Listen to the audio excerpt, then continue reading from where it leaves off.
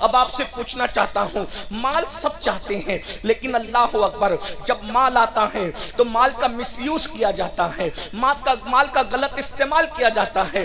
قرآن کہتا ہے ان اللہ اشتری من المؤمنین انفسهم واموالهم بان لهم الجنہ، کہ اللہ نے مومنوں کی جان کو، مومنوں کے مال کو جنت کے بدلے خرید لیا ہے۔ اب آپ سب کی توجہ چاہتا ہوں، پتا چلا ہماری جان ہماری نہیں ہے، ہمارا مال ہمارا نہیں ہے، جان بھی اللہ کی ہے، مال بھی اللہ کا ہے۔ اور اللہ اکبر آج کل کے مسلمان، اللہ اگر مال دیتا ہے تو مال کو اللہ کی راہ میں خرچ کرنے کی بجائے، گھبرائیے گا مت، میں کوئی چندے کی تمہید نہیں باندھ رہا ہوں، میں صرف آپ کے دلوں کی تطہیر کے لیے، آپ کی افکار کے تطہیر کے لیے کچھ پیغام پیش کرنا چاہتا ہوں۔ اللہ اکبر آج کے مسلمانوں کے پاس جب مال آتا ہے، آج کے مسلمانوں کے پاس جب جوانی آتی ہے تو مال اور جوانی کا مس یوز کتنا ہو رہا ہے۔ اللہ اکبر آج پوری دنیا کے اندر جتنے جرائم، جتنے پاپ قوم مسلم کر رہی ہے، اتنے جرائم دنیا کی کوئی قوم کرتی نظر نہیں آتی۔ کتنے افسوس کی بات ہے، میں دلیل کے ذریعے سے اس کو ثابت کروں گا۔ اسی ہندوستان میں دیکھ لیں، ہندوستان کے اندر اللہ اکبر رمضان شریف کی کوئی اہمیت کیا دوسری قوموں کے نزدیک ہے؟ ہرگز نہیں۔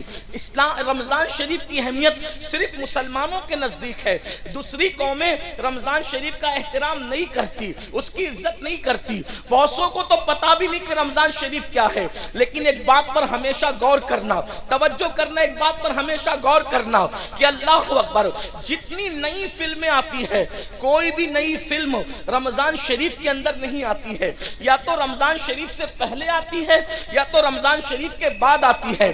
آپ ہمیشہ غور کرنا، کوئی بھی نئی فلم آپ کو کبھی رمضان شریف میں، ہندوستان کی بات کر رہا ہوں جہاں مسلمان لوگوں کے کہنے کے مطابق صرف 25 کروڑ مسلمان ہیں، آپ مجھے بتائیں دوسری قومیں ہم سے 4 گنا زیادہ، یعنی دوسری قومیں 100 کروڑ ہے اور ہم ہندوستان میں لوگوں کے کہنے کے مطابق، حالانکہ اگر سچائی سے گنا جائے تو الحمدللہ ہم 30 کروڑ سے بھی زیادہ اس ملک کے اندر، اس ملک میں ہم 30 کروڑ سے بھی زیادہ، لیکن چلے جو لوگ کہتے ہیں وہی کہتا ہوں، 25 کروڑ مسلمان اس دنیا، اس ہندوستان میں رہتے ہیں، 100 کروڑ دوسرے سب مل کر کے رہتے ہیں۔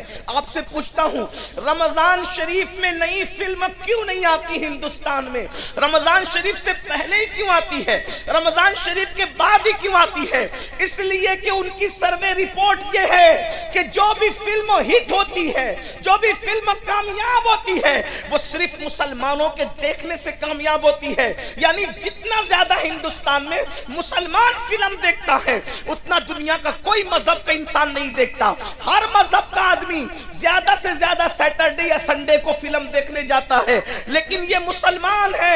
اللہ اکبر، بتاؤ مسلمانوں، احساس کرو جس قوم کے پاس قرآن نہیں وہ صرف چھٹی کے دن فلمیں دیکھتے ہیں، اور جس قوم کے پاس قرآن ہے، جس قوم کے پاس رحمان کا رشتہ ہے، جس قوم کے پاس آمنہ کے لال محمد الرسول اللہ جیسا نبی ہے، وہ قوم کس قدر فلموں میں ڈوب گئی، کس قدر وقت کا مس یوز کر رہی ہے، وقت کا غلط استعمال کر رہی ہے، جوانی کا غلط استعمال کر رہی ہے، دولت کا غلط استعمال کر رہی ہے، کہ فلمیں سب سے زیادہ کوئی دیکھ رہا ہے تو وہ قوم مسلم ہے، جوا سب سے زیادہ کوئی کھیل رہا ہے تو وہ قوم مسلم ہے، نشہ سب سے زیادہ اگر کسی کے محلے میں ہے تو وہ قوم مسلم ہے۔ عورتوں پر اللہ اکبر گندی نگاہ کے حوالے سے جتنا زیادہ بگاڑ ہمارے معاشرے میں ہے شاید ہی کسی کے معاشرے میں ہو، مگر سن لو اور اچھی طرح سن لو، آج کل کے نوجوان لڑکے یا دولت مند لوگ یہ سوچتے ہیں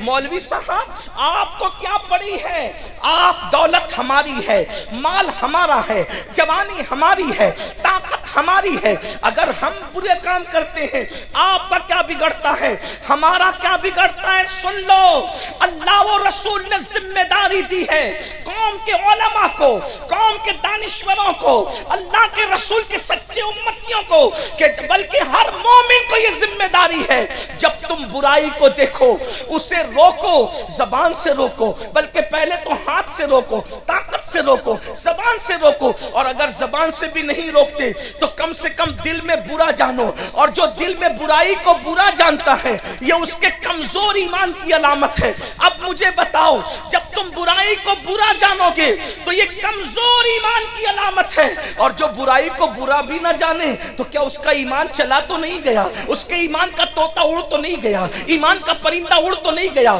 اب مجھے بتاؤ میرے بھائیوں، آپ کہتے ہیں مال میرا ہے، تکلیف آپ کو کیا ہے؟ جان میری ہے، تکلیف آپ کو کیا ہے؟ تو سن لو، اچھی طرح سن لو، کنویں میں گرنے والے کو بچانے کی ذمہ داری دیکھنے والے پر ہے کہ نہیں ہے؟ سڑک حادثے میں اگر کوئی بس سے ٹکرانے جا رہا ہو تو بولو بچانا اخلاقی فریضہ ہے کہ نہیں ہے؟ ارے نادان، بس سے ٹکرائے گا تو اتنا نقصان نہیں ہوگا، اللہ اکبر، کنویں میں گرے گا اتنا نقصان نہیں ہوگا، لیکن اللہ رب العزت کی نافرمانی کرے گا تو اتنا بڑا نقصان ہوگا کہ اس نقصان سے تجھے کوئی نہیں بچا سکتا۔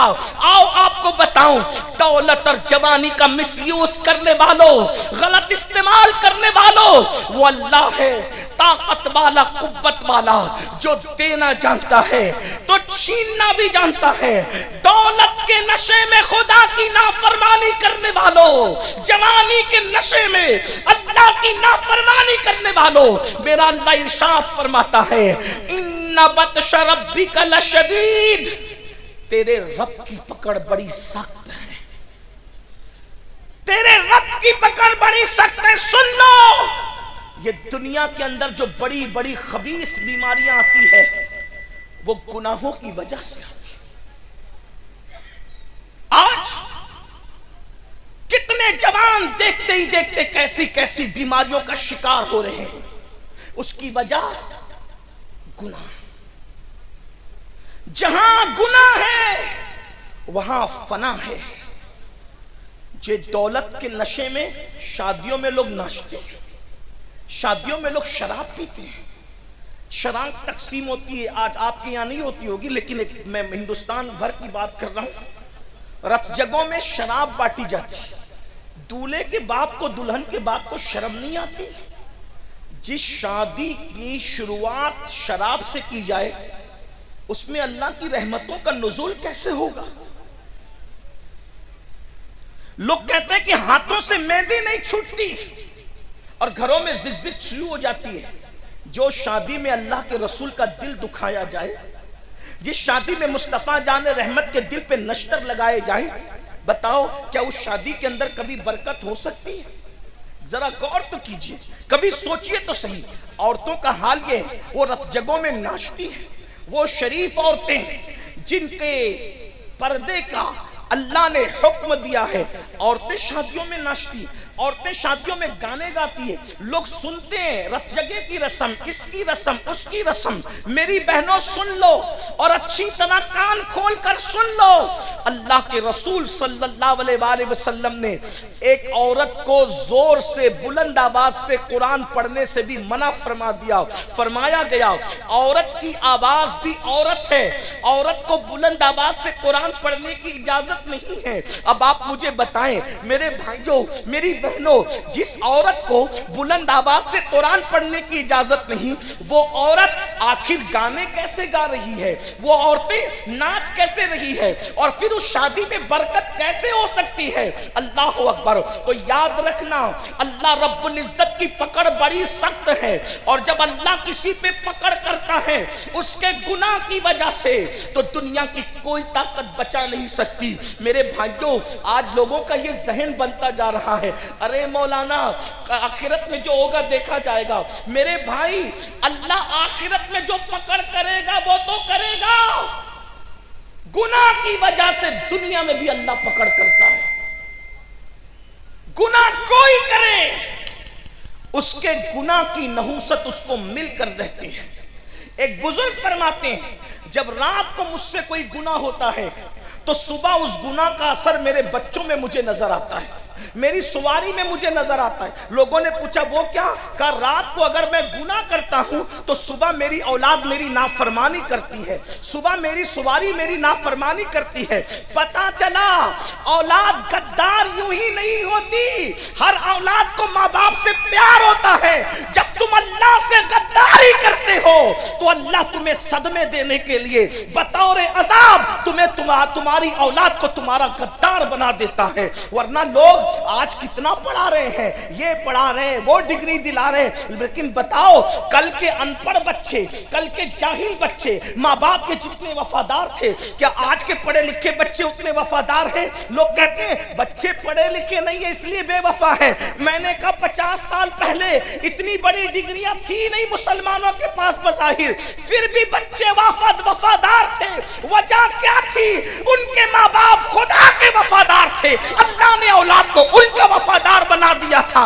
आज माँ बाप बच्चों को डिग्रियां भी दिला रहे हैं, इंग्लिश भी पढ़ा रहे हैं, डॉक्टर भी बना रहे हैं, वकील भी बना रहे हैं, इंजीनियर भी बना रहे हैं, फिर क्या हो रहा है? लेकिन अल्लाह के वफादार नहीं है माँ बाप। तो जो माँ बाप अल्लाह के वफादार नहीं, अल्लाह ने उनकी औलाद को उनका गद्दार बनाया है, अल्लाह ने उनकी औलाद को उनका बागी बनाया है, ताकि तुम्हें अल्लाह सदमे दे और तुम्हें बतौर अजाब ये बताए इन्ना बत्श रब्बिका लशदीद। याद रखना, अगर अल्लाह पहाड़ तुम पर गिरा देता तो तुमको उतनी तकलीफ ना होती जितनी औलाद के सताने से इंसान को तकलीफ होती है। ये बड़ी बड़ी बीमारियां ये किस वजह से है? ये अल्लाह की नाफरमानी की वजह से है, ये खुदा की नाफरमानी की वजह से है। देखो अपने दिलों में टटोल कर सोचो, इतना बड़ा मजमा हजारों का है, भाइयों की भी तवज्जो, बहनों की भी तवज्जो। अरे डल्लक के अल्लाह अकबर, नरम नरम कद्दों पर सोते हो, लेकिन बताओ क्या दिलों को सुकून है? अरे लोगों को टाट पर सुकून की नींद आती थी, लोगों को गुरड़ी पर सुकून की नींद आती थी, लेकिन तुम्हें इतने इतने एक एक हाथ दो दो हाथ इंच गद्दों पे नींद क्यों नहीं आ रही है? करवटें बदल रहे हैं, दिल बेचैन है, दिल बेकरार है, नींद की गोलियां खा रहे हैं, लेकिन सुकून की नींद क्यों नहीं आती? वजह यह है कि रातों को अल्लाह की नाफरमानी करने वालों, नरम नरम गद्दों पे लेटकर सीरियल देखने वालों, नरम नरम गद्दों पे लेटकर फिल्में देखने वालों, नरम नरम गद्दों पे लेटकर ज़िना के मनाजिर देखने वालों, नरम नरम गद्दों पे लेटकर गाने सुनने वालों, बताओ जब तुम अल्लाह की नाफरमानी करोगे तो तुम्हें सुकून की नींद कैसे आएगी?